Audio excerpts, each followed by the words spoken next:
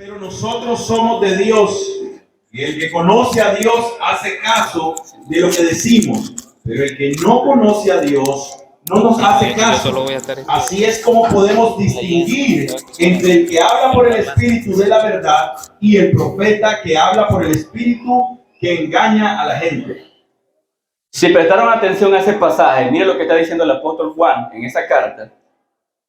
Nosotros somos de Dios. Y el que nos oye, ese es el de Dios. Pero el que no nos oye, no es de Dios. Y en esto van a conocer el espíritu verdadero, del que es mentiroso. Nosotros no somos una denominación más. Si usted piensa que de repente está viniendo algún tipo de denominación que está surgiendo o algo novedoso, no somos una denominación más.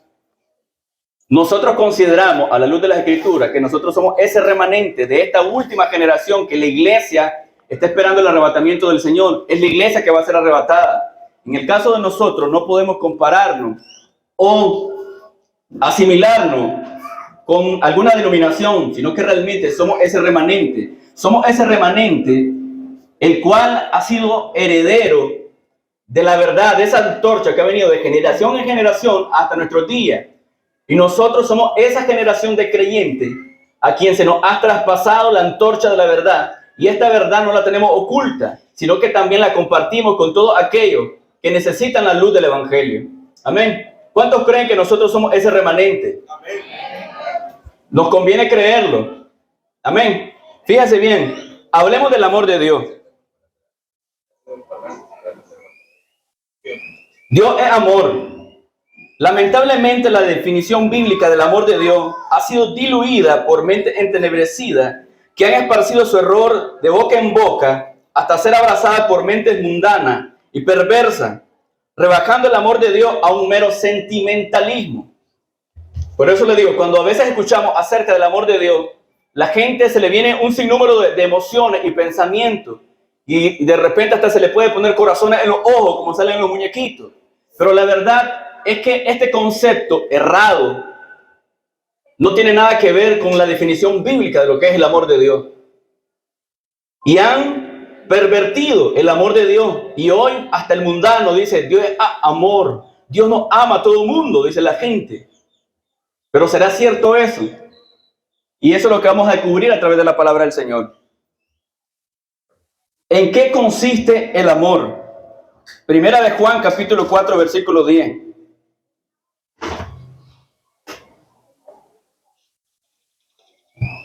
El verdadero amor de Dios no es que nosotros hayamos amado a Dios, sino el amor que Dios demostró al enviar a su Hijo como sacrificio para quitar nuestros pecados. Escuche bien, en la versión Reina Valera dice, en esto consiste el amor, no en que nosotros hayamos amado a Dios, sino en que Él nos amó a nosotros y envió a su Hijo en propiciación por nuestros pecados. Pero fíjese bien en este pasaje, una palabra que nos llama la atención o que nos debe de llamar la atención y que implica mucho es propiciación. Diga conmigo, propiciación. Propiciación. Fíjese bien, ¿qué es la propiciación o qué entendemos por propiciación? Si alguien tiene el griego, ¿me puede ayudar, hermano? Hilasmos. Hilasmos. Esta palabra automáticamente cuando la escuchamos, propiciación, nos tiene que trasladar al Antiguo Testamento, nos tiene que trasladar hasta el tabernáculo, nos tiene que meter detrás del segundo velo y llegar hasta el lugar santísimo para que nosotros entendamos lo que es la propiciación. La palabra que se utiliza, hilasmo, es la traducción griega de una palabra hebrea que es caporet. La palabra caporet significa la cubierta. ¿Qué es entonces la propiciación? Cuando usted, en el caso del sacerdote, cuando el sacerdote entraba al tabernáculo, lo que primero encontraba era el altar de bronce, un altar donde se hacían los sacrificios. Y este material de bronce implica mucho, imagínense, estaba leyendo que este material es fundido a 1085 grados Celsius para poder fundir o derretir este material. ¿Por qué Dios determinó cuando le dice a Moisés, tené cuidado de hacer como yo te he mandado a hacer cada detalle del tabernáculo, tenés que hacerlo como yo te lo revelé? ¿Y por qué Dios estaba tan centrado en estos detalles? Porque cada detalle que estaba establecido en el tabernáculo implicaba algo. ¿Y qué es lo que implicaba? Señalaba a nuestro Señor Jesucristo. Lo primero que hacía al entrar al tabernáculo el sacerdote encontraba el altar de bronce. Contiguamente, al frente de ese altar de bronce tenía lo que se conoce como el lavacro. Esto que indicaba que nadie podía acercarse al lugar santo sin un sacrificio. Tenía que haber alguien, una víctima, tenía que haber un cordero. Y ustedes recuerdan que los corderos que se estipulaban en la ley eran corderos que tenían que ser sin tacha, sin mancha, perfecto. ¿Cuál era el propósito de enviar macho cabrío o becerro y que fueran prácticamente asados, destruidos en ese altar? Porque en el caso de este cordero estaba asumiendo la deuda del pecador. Y esto le indicaba al entrar al tabernáculo que solo el hecho para poder entrar a ese lugar no podía entrar sin sangre. Y luego tenía que lavarse las manos y llegar a donde estaba el velo. Y en ese velo habían querubines. Y estos querubines que nos debe también trasladar al caso de Génesis capítulo 3, versículo 24. Cuando Adán peca, Dios lo saca y lo remueve del Edén. Y Dios establece 2 querubines con espadas de fuego. ¿Y cuál era el propósito de establecer estos 2 querubines? Era no permitirle la entrada al pecador. Cuando el sacerdote llegaba y miraba entonces los querubines tejidos de obra primorosa en el velo, se les tenía que venir a la mente ese evento, que nadie podía entrar a ese lugar. Estaban los guardianes a ese lugar. Una vez que pasaba el velo, lo que encontraba, estaba en el lugar santo, estaba lo que se conoce como el candelabro o la menorá, y el otro extremo se encontraba lo que son los panes, la mesa o los panes de la proposición, y al frente del lugar santísimo donde estaba el velo, ahí se encontraba el altar de oro, el altar del incienso. Y más adentro, a pasar ese segundo velo, se encontraba el arca. Y encima del arca se encontraba lo que es el propiciatorio. Todo esto es símbolo de nuestro Señor Jesucristo. ¿Y qué es lo que estaba prefigurando o simbolizando este tabernáculo? Que ningún ser humano es capaz de llegar delante de Dios porque somos pecadores. El propiciatorio o el cápore era el lugar donde se hacía la expiación. Esto implicaba que una víctima derramaría su sangre en sustitución del culpable. Esto se hacía una vez al año y solo el sumo sacerdote podía entrar al lugar santísimo y no sin sangre. El pecado es una ofensa grave delante del Señor. No, a nosotros se nos tiene que disparar algo. Fíjense bien, en el caso de cuando la gente está regateando con nosotros por el hecho de que la salvación es por gracia, a esta gente se le debe disparar esto. ¿Por qué Dios estableció los sacrificios para los judíos? ¿Qué es lo que significaban estos sacrificios? ¿Qué es lo que estaban diciendo? Estaban diciendo que el hombre era incapaz de cumplir la ley. Y por esa causa Dios en su misericordia y en su gracia establece sacrificio para que el hombre pudiera tener acceso delante de Dios a través de los sacrificios, no sin sangre. En el caso del día de la expiación o el año del perdón, se celebraba una vez al año. Usted lo encuentra en Levítico capítulo 16. Y solamente podía entrar un hombre, era el sumo sacerdote. Y no entraba, como decimos nosotros, a la cara de barro, sino que entraba con sangre. Tenía que derramar sangre de un becerro por él y por su familia. Y luego tenía que sacrificar otro animal por el de la nación de Israel. Los sacrificios implicaban realmente la incapacidad del ser humano para salvarse a sí mismo. Eso es lo que significaban los sacrificios. A su vez también tipificaba el sacrificio mayor del Cordero Perfecto que quita el pecado del mundo. Hebreos capítulo 10, versículo 4, dice que los toros de los machos cabríos no podían quitar el pecado. Y solamente estaban prefigurando al gran sacrificio que venía, que era el sacrificio mayor de nuestro Señor Jesucristo. El Cordero Perfecto, que el apóstol Juan, el bautizante, al mirarlo dijo en Juan capítulo 1, versículo 29, he aquí el Cordero de Dios que quita el pecado del mundo. Ese era el Cordero verdadero, que prefiguraba los sacrificios en el Antiguo Testamento. ¿Lo tiene, hermanazo? Hebreos 10:1. 10:4. Porque la sangre de los toros y de los machos cabríos no puede quitar los pecados. Escuchen bien ese pasaje. Estos animales, si bien fueron establecidos con Dios, señalaban la incapacidad del ser humano para salvarse a sí mismo, pero esto no quitaba el pecado, apenas aplacaba la ira de Dios, pero también prefiguraba a la venida del Cordero Perfecto, que es nuestro Señor Jesucristo. El arca contenía la ley, el maná y la vara reverdecida de Aarón.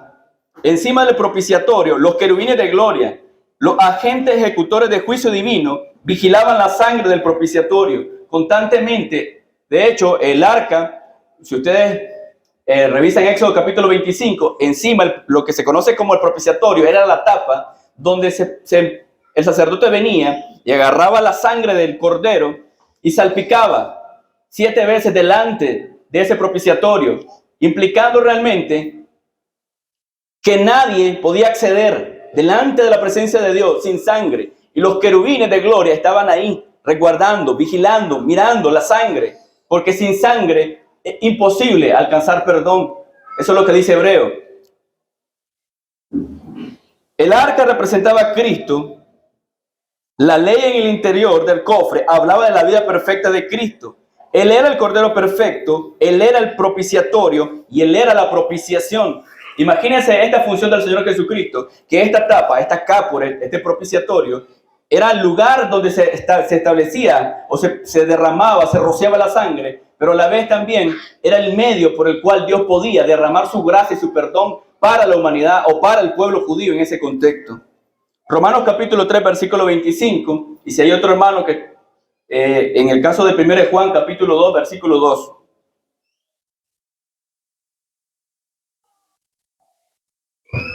Romanos 3:5. 3:25, hermano. 3:25.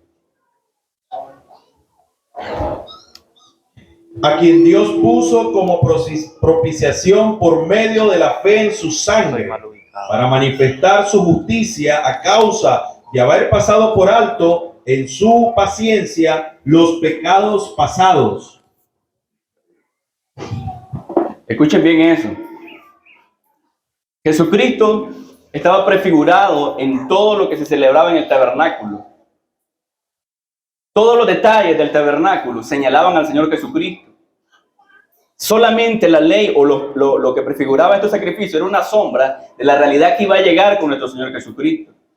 Los corderos tenían que matarse. Imagínense que cada vez que usted cometía un pecado tenía que estar matando un animalito, llevar una ofrenda por cada pecado. Imagínense nuestra incapacidad de agradar a Dios, que constantemente tenían que estar sacrificando animales, porque nunca ningún ser humano ha sido capaz de guardar la ley. Pero hoy muchos evangélicos son fachentos. Ellos consideran que pueden guardar la ley de Dios. Tendrían que estar matando animalitos constantemente, porque no han entendido que el verdadero sacrificio ya se dio. El verdadero sacrificio se dio en la cruz del Calvario. El verdadero sacrificio lo llevó a cabo el Señor Jesucristo. Y no en un templo terrenal. Él fue hasta el verdadero templo. Y Él fue la propiciación, el propiciatorio. Él también fue el sumo sacerdote que ofreció el sacrificio. Eso lo hizo el Señor. Y lo hizo una sola vez. Él ya no necesita estar muriendo constantemente por cada pecado que nosotros cometemos. ¿Cuántas veces tendría que morir el Señor por cada pecado que nosotros cometemos? Solo saquen cuenta cuántos pecados cometimos hoy.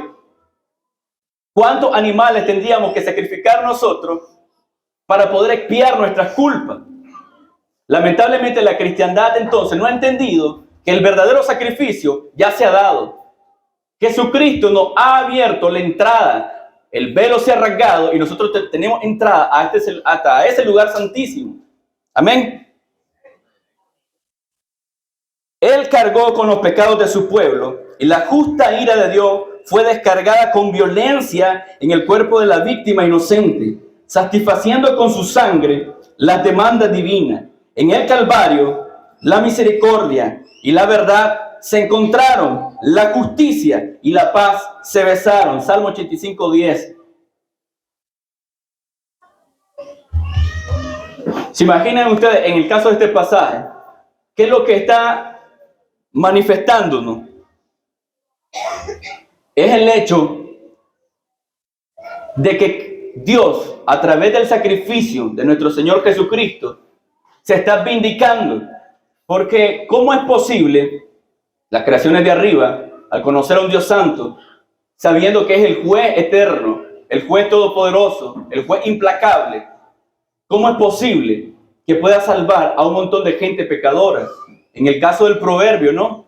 Dice que Dios aborrece a aquel que declara inocente al que es culpable y culpable al que es inocente. ¿Cómo Dios podía declararnos a nosotros inocentes?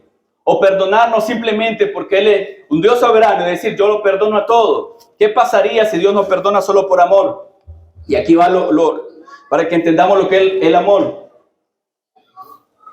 ¿Qué pasaría, les pregunto, si Dios solamente dice, te perdono?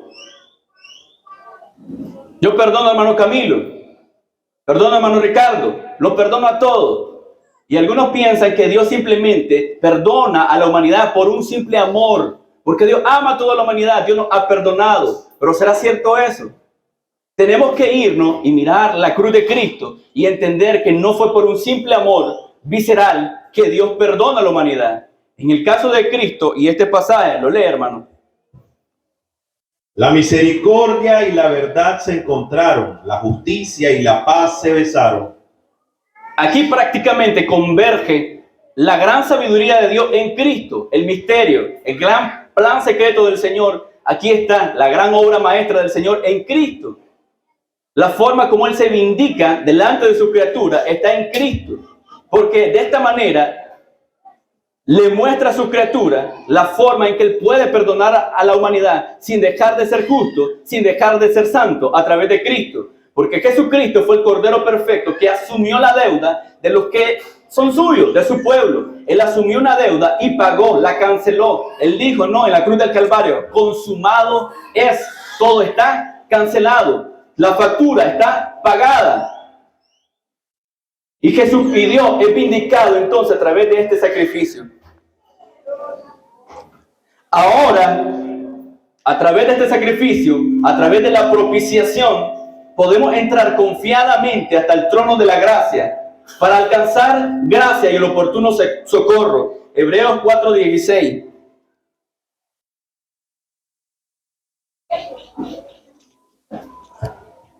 Acerquémonos pues confiadamente al trono de la gracia para alcanzar misericordia y hallar gracia para el oportuno socorro.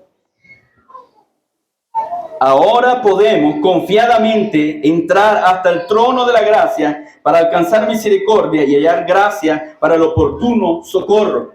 O sea, que nuestra salvación no es solamente porque el Dios soberano, un Dios amoroso, quiso perdonar a la humanidad. Él tenía que enviar un sustituto, un cordero perfecto, para poder asumir la deuda que nosotros nunca podíamos pagar.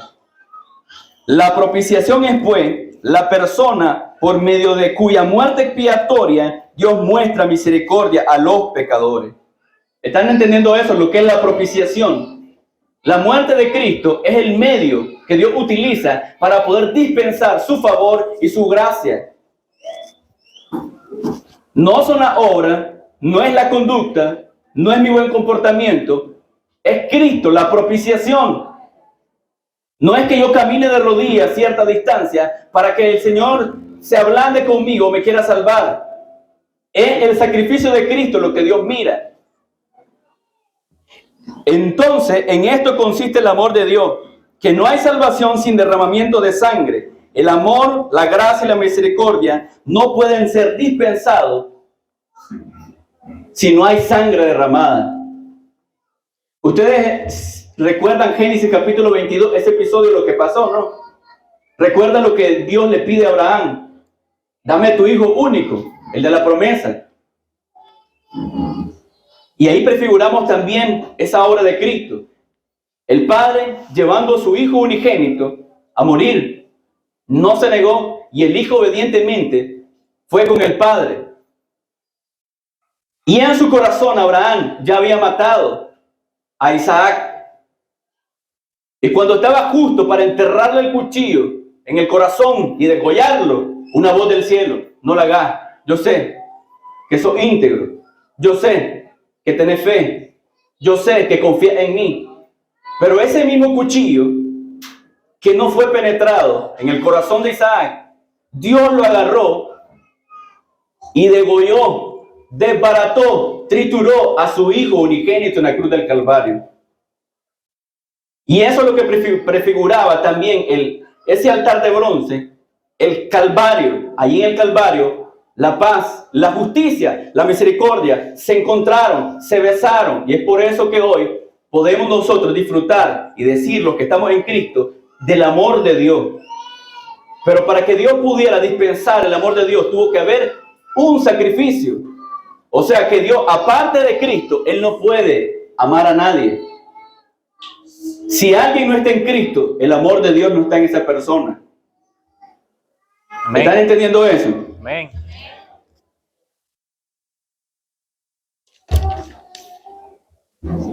Fíjense bien.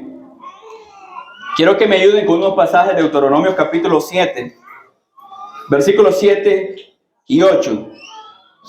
Segunda de Timoteo capítulo 1, versículo 9. Primera de Juan capítulo 4, versículo 19.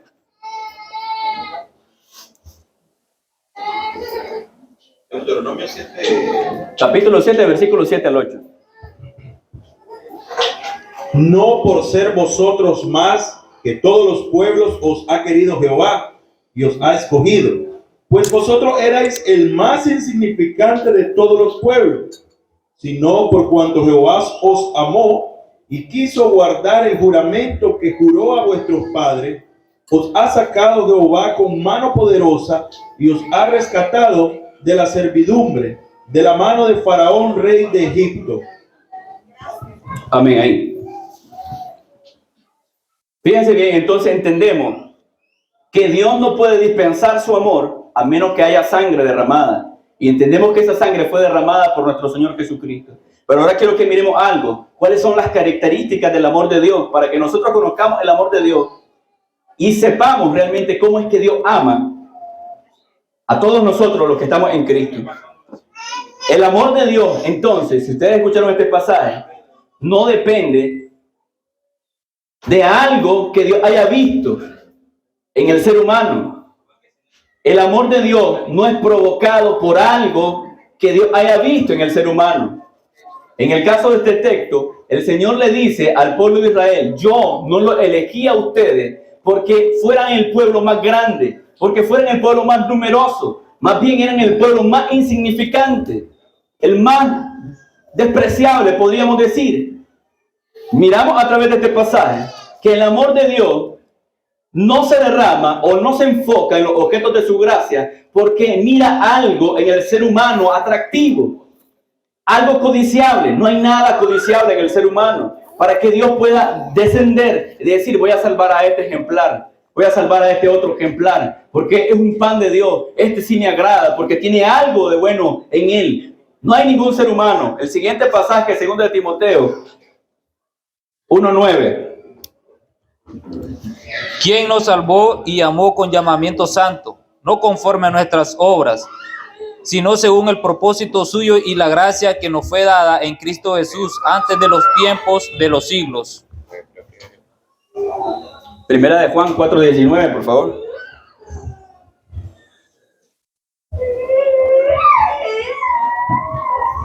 Nosotros le amamos a Él, porque Él nos amó primero. ¿Cómo dice el pasaje una vez más, hermano? Nosotros le amamos a Él porque Él nos amó primero. Nosotros amamos a Dios porque Él nos amó primero. Hay gente o evangélicos que a veces fachentean, ¿no?, de amar a Dios. Y les parece que como porque de ellos nació, dicen ellos, el amor hacia Dios, entonces porque Dios mira eso en ellos, Dios ahora lo ama a ellos. Pero la Biblia no enseña nada de eso. Y lamentablemente, ¿qué es lo que nosotros descubrimos cuando escuchamos gente de esta manera o de este calibre, pensando que ellos son un alma de Dios, que son un pan de Dios, como no beben, como no fuman, como no se emborrachan, no se drogan, no son prostitutas, no andan en la calle, no andan en fiesta? Ellas piensan que son el centro de Dios y que Dios las tiene que amar porque son un pan de Dios. Lamentablemente tenemos que entender algo. Cuando esta gente se mira de esta manera, quiere decir que la luz de Dios no ha llegado. Primero de Juan 1:5 dice que Dios es luz. Hay un tema que el hermano Jairo impartía que también nos ayuda a entender el amor de Dios. Dios es luz. Para poder entender el amor de Dios, debemos darnos cuenta qué o cuál es nuestra condición delante de Dios. Y cuando la luz de Dios llega, la gracia de nuestro Señor Jesucristo llega, ¿qué vamos a descubrir? Que estamos hirviendo en gusano, totalmente podrido delante de Dios, totalmente desechable delante de Dios, totalmente hediondo delante de Dios, y se le tiene que venir la imagen de Lázaro, 4 días de muerto. Y Marta le dice al Señor Jesucristo: ya llegues, ya ni vayas a hacer nada. Y esta prácticamente es una analogía de la condición del ser humano. Todo el ser humano, no importa si está tirado, borracho, babeado, arrojado, o está sentado en una oficina, o sentado en una iglesia, o predicando, todos están en la misma condición delante de Dios, son trapos inmundos.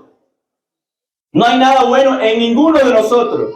No hay nada bueno en el ser humano para que Dios se estimule para amar al hombre. No hay nada bueno. ¿Cuántos dicen amén? Amén. Eso quiere decir que la luz de Cristo le ha alumbrado, la gracia del Señor le ha alumbrado, y ustedes han descubierto en su corazón el nivel de maldad que hay en ustedes. Y entendemos entonces que es la gracia, la misericordia, la bondad de Dios que nos ha atraído a este redil. Y que si no fuera por su amor inmerecido, nunca podíamos estar de pie delante de Él, ni levantar nuestro rostro delante de Él, porque lo que nosotros merecemos es la muerte. Es increíble pensar que gente todavía, y dicen leer Biblia, no han entendido que el amor de Dios no es un amor visceral que Él derrama y comienza a repartir como Walter Mercado, puro amor. Y la gente le parece que el amor de Dios se presenta de esta manera. El amor de Dios no es así. Amén. Número 2. El amor de Dios es inmutable. Santiago capítulo 1, versículo 17. Juan capítulo 13, versículo 1. Romanos capítulo 8, versículo 34 al 39. Santiago 1:17.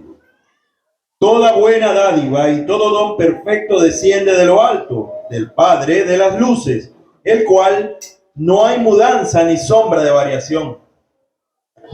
Juan 13:1. Antes de la fiesta de la Pascua, sabiendo Jesús que su hora había llegado para que se pasase de este mundo al Padre, como había amado a los suyos que estaban en el mundo, los amó hasta el fin. Recuerden el primer punto. El amor de Dios no es provocado por nada en el ser humano. No hay nada en mí para que Dios me ame, pero lo tengo todo para que Él me odie.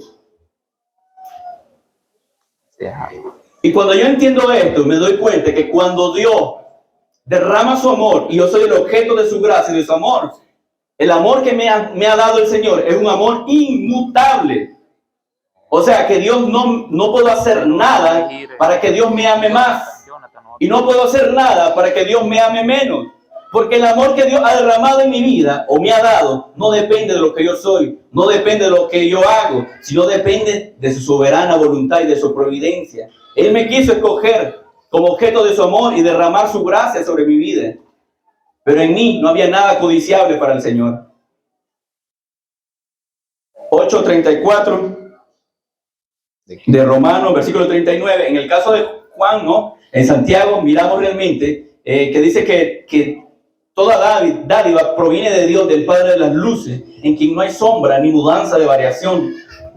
En el caso de Juan, capítulo 13, versículo 1, dice el Señor que a todos los que el Padre le dio, lo amó desde el principio y hasta el fin. O sea que su amor nunca menguó. Y cuando uno piensa, ¿no?, en los discípulos del Señor Jesús, en los apóstoles, usted mira realmente, cuando lo llegan a arrestar al Señor Jesús, todo el mundo salió despavorido. En el caso del apóstol Pedro, que decía que lo iba a seguir hasta la muerte, miramos que cantó el gallo y lo negó 3 veces. Pero más sin embargo el Señor está diciendo esto, que a los que me diste, desde que vos me lo diste, yo los amo y los he amado hasta el fin. Su amor no varió a pesar de mirar el pecado, la debilidad y el fracaso de su hijo. ¿Qué les parece? Todos nosotros, los que somos objeto de su gracia, debemos de entender que no hay nada codiciable en nosotros para que Dios nos ame. Pero cuando Dios derrama ese amor en nosotros, es un amor inmutable, es un amor que no cambia. Y visto la salvación desde el punto de vista de sus atributos y de su amor, debemos de entender entonces que el amor de Dios y la salvación es un regalo y que el amor de Dios y la salvación nunca podían perderse porque no depende de nosotros. Número 3. El amor de Dios es eterno. Jeremías capítulo 31, versículo 3. Me busca, hermano Kenneth. Efesios capítulo 1, versículo 4. Jeremías 31, 3.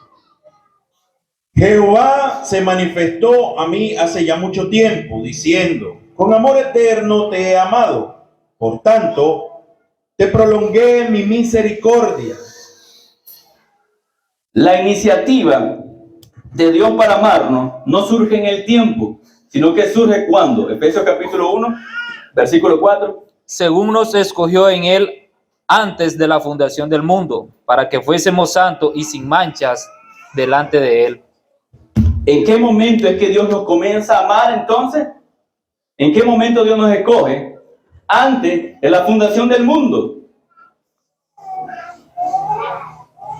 No sé si alguna vez habían escuchado este pasaje, ¿no?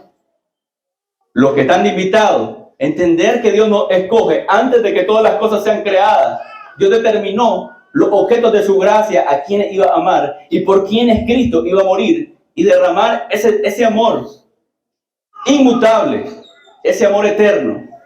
Por eso es que el amor de Dios no puede cambiar nunca. Si Él te ama inmutablemente. Si Él te ama eternamente. No hay nada que nosotros podamos hacer para que ese amor mengue, ni tampoco no hay nada que podamos hacer para que su amor aumente. Su amor es eterno, es inmutable. Amén.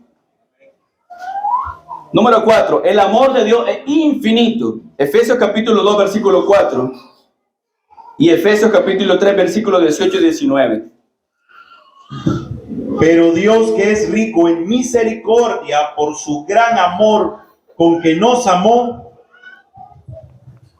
Con su gran amor, cuando ustedes revisan esta palabra, gran amor, eso implica algo que no tiene medición, que no existe ningún instrumento para que pueda medir lo que dice Efesios 3, 18 y 19.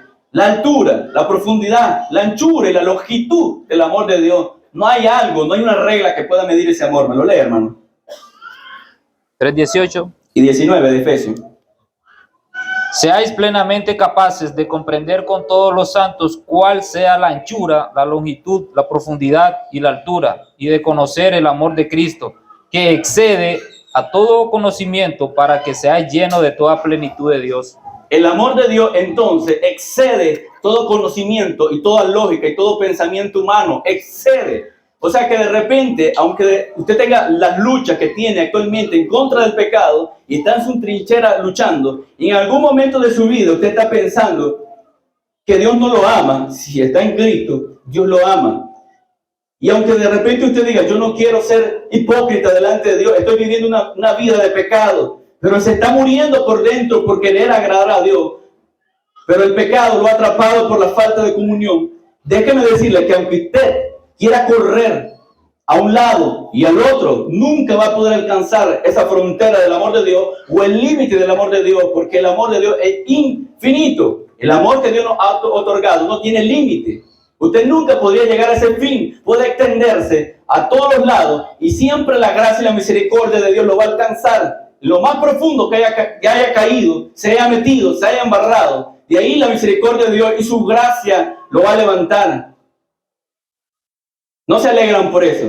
Amén.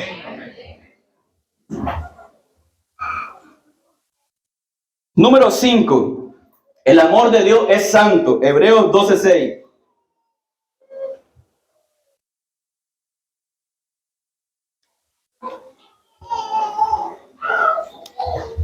Porque el Señor al que ama disciplina y azota a todo el que recibe por hijo. Escuchen bien esto. Dios no es como el padre alcahueto. No, que de repente mira hacer cualquier tipo de fechoría a su hijo y dice demostrar el amor tapando todo lo que él hace.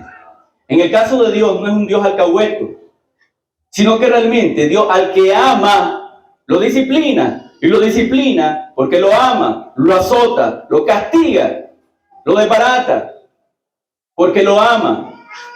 En el caso del pecador, sin arrepentimiento, Dios no trata con esa persona. Simplemente causa y efecto. Lo que el hombre siembra, eso cosecha. Pero en el caso de su hijo, Dios como un padre, si estamos desobedeciéndole, Dios nos va a castigar porque nos ama. Porque su amor es santo, su naturaleza es santa. Y Él no va a pasar por alto nuestro pecado. Amén. Número 6. El amor de Dios no busca la comunidad, la comodidad y el bienestar para sus hijos. ¿Cómo lo ves desde ahí? Isaías 53:10.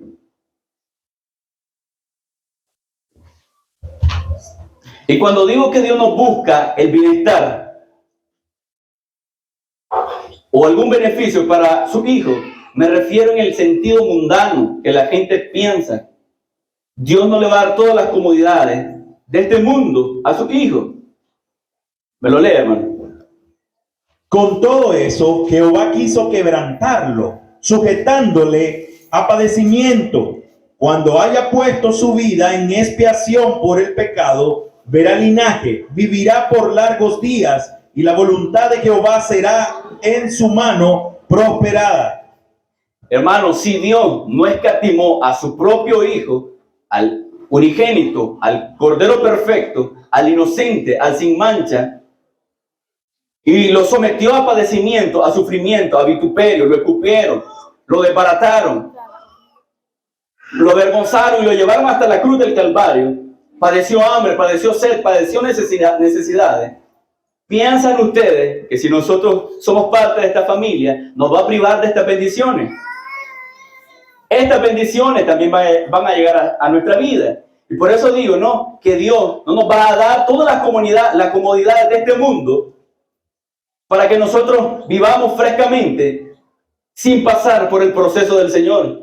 Entonces Dios ha determinado también las desgracias para nuestra vida en su amor. ¿Para qué? Para Dios formar el carácter o la imagen de su Hijo en cada uno de nosotros. Cuando nosotros entendemos entonces el amor de Dios, no vamos nosotros entonces a clavear. Si conocemos el amor de Dios, identificamos su providencia para nosotros. Y entender como Job, Jehová dio, Jehová quitó.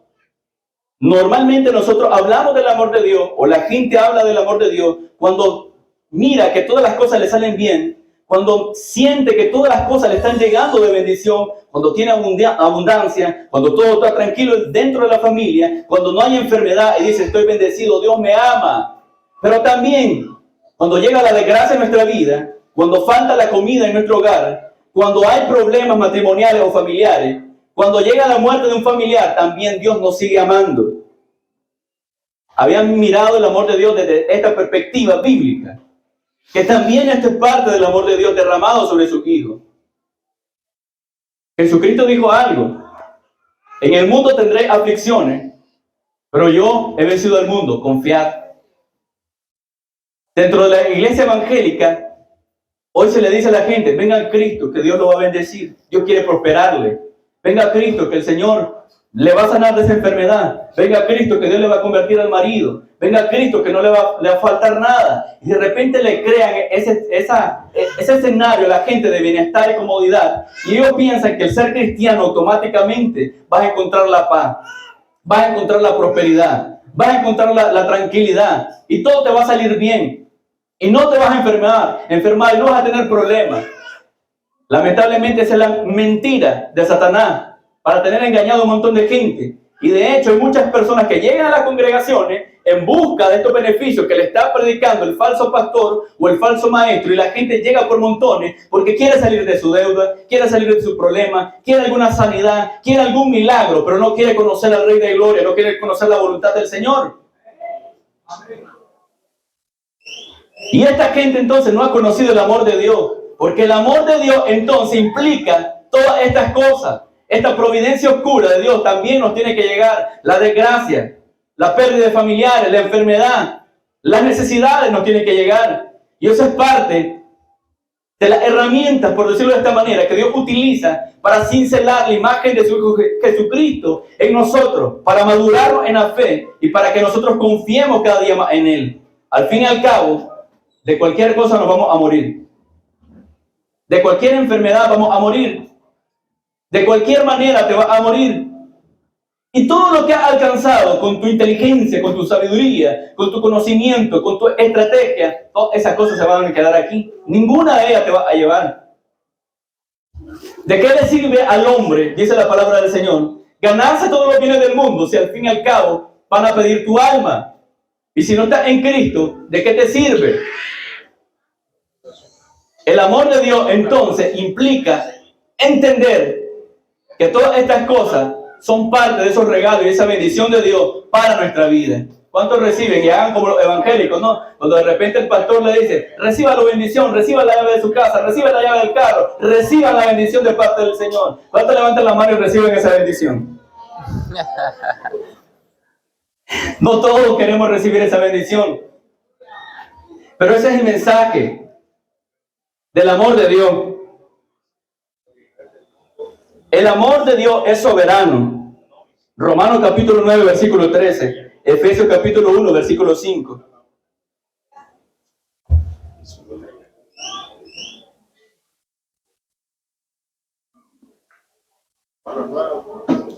El versículo 13. Efesios 1, 5. Como está escrito, a Jacob amé, mas a Esaú aborrecí. Dios es amor. Pero el amor no es una ley que obliga a Dios a decirle, tenés que amar. Como vos sos amor, tenés que amar. El amor no es una ley que lo obliga. Su amor es, de hecho, tiene que ver con su naturaleza, con su atributo, con su carácter. Es soberano. Él determina a quién ama y a quién odia. Romanos capítulo 9, versículo 13. Una vez más. Como está escrito, a Jacob amé, mas a Esaú aborrecí. No sé si alguna vez había escuchado, si usted es invitado y no ha leído este pasaje, vaya a leerlo para que se dé cuenta que el amor de Dios es soberano. Dice que ni siquiera habían nacido estos dos chavalos, Jacob y Esaú, para que la elección constara en la soberanía de Dios, en su voluntad y no en lo que ellos habían hecho.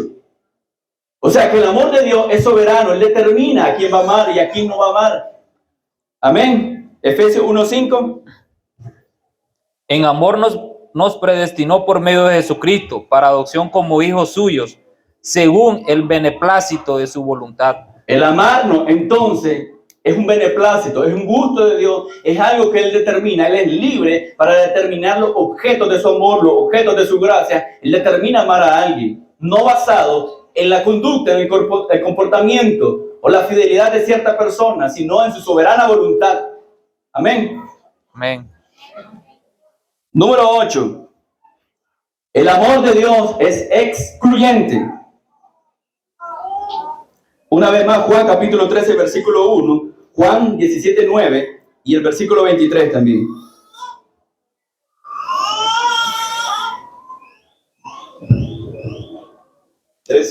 Pascua. Sí, Evangelio. sí. Antes de la fiesta de la Pascua, sabiendo Jesús que su hora había llegado para que pasase de este mundo al Padre, como había amado a los suyos que estaban en el mundo, los amó hasta el fin. ¿A quiénes amó el Señor? A los suyos, a su pueblo. O sea que si Él ama a los suyos, a su pueblo, ¿qué es lo que está diciendo? Excluye a otro. La consigna popular, ¿cuál es? Dios ama a todo el mundo. Esa es la consigna popular. Y todo el mundo lo repite. Si Dios ama a todo el mundo, Dios me ama a mí, dice todo el mundo. Pero realmente es lo que enseña las Escrituras. No enseña eso la Biblia. De hecho, lo estamos viendo, ¿no? En las Escrituras, que Dios ama a quien quiere. Pero Dios excluye según su voluntad y su propósito. ¿Y es acaso Dios injusto si Dios decide amarme a mí y no amar a alguien de mi familia? ¿Será acaso Dios injusto? Nunca. ¿Por qué? Porque no hay nada que estimule a Dios para amar o salvar a alguien. Simplemente su amor es derramado por pura gracia, por puro beneplácito. Y al elegir a uno, automáticamente yo debo entender que excluye a otro. Y Dios no comete injusticia al excluir a otro. Amén. Amén. Ahora fíjese este detalle también. Cuando la gente dice que Dios ama a todo el mundo, estamos confundiendo muchas veces lo que es el amor de Dios con la misericordia. Amor y misericordia tienen que ver con atributos de Dios y su carácter, pero amor y misericordia no es lo mismo. Si de repente usted mira a un niño en la calle que está con hambre y es movido a misericordia, usted le comparte un plato de comida, pero ese acto usted lo hace constantemente por su hijo. ¿Y por qué lo hace? Porque lo ama. Pero con este niño usted hizo un acto de misericordia. Usted se desvive y trabaja por su hijo, pero no trabaja por el de la calle. Cuando usted lo mira y es movido a misericordia, hace un acto de misericordia. En el caso de Dios, lo que la humanidad disfruta por los méritos de Cristo, por esa propiciación, es su misericordia. Disfrutan de su misericordia. Dice que Dios hace derramar sobre bueno y malo la lluvia. Y el más desgraciadísimo de los seres humanos, metido en una cárcel, mató, violó, él disfruta de la misericordia de Dios y se está dando y está comiendo y está respirando, porque la misericordia de Dios está vigente por los méritos de Cristo todavía. Se benefician por esa propiciación, se benefician. Pero el amor de Dios es exclusivo, es excluyente, es para sus hijos. ¿Están entendiendo esa parte? Amén.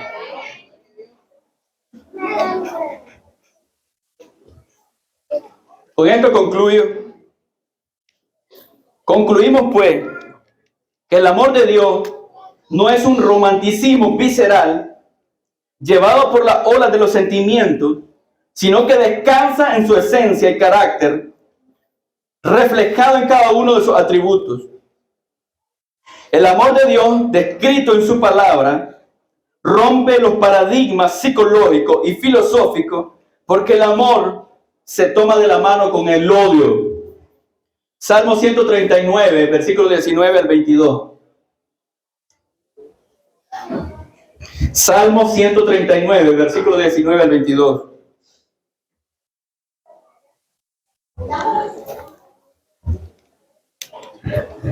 Oh Dios, si tan solo destruyeras a los perversos, lárguense de mi vida, ustedes asesinos, blasfema contra ti, tus enemigos hacen mal uso de tu nombre.